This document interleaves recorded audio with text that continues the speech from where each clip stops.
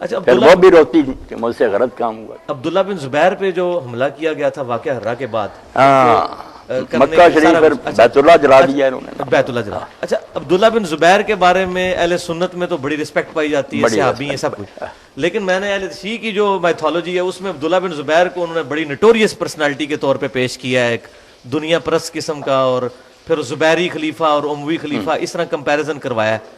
یہ کیا وجہ عبداللہ بن زبیر سے کیوں چڑھا ہے اہل؟ میں نے وہاں اسلام آباد میں آپ موجود نہیں تھے، نے کہا تھا کہ یہ شیعہ اور سنی پہلے اگر کچھ کام کرنا پہلے بیٹھ کرنا کوئی ایسی اکیڈمیاں کہ اپنی حدیثوں اور تاریخوں کو چھانٹیں کہ اس میں صحیح کتنا مواد ہے، اس سے کچھ نتیجے نکالیں، کیونکہ ملاوٹ تو بہت ہوگی، لاکھوں کی تعداد.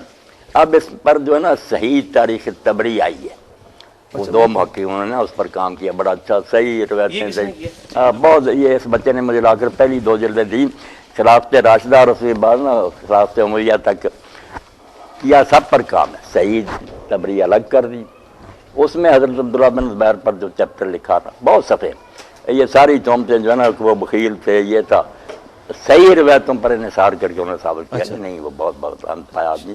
پڑھنی چاہیے صحیح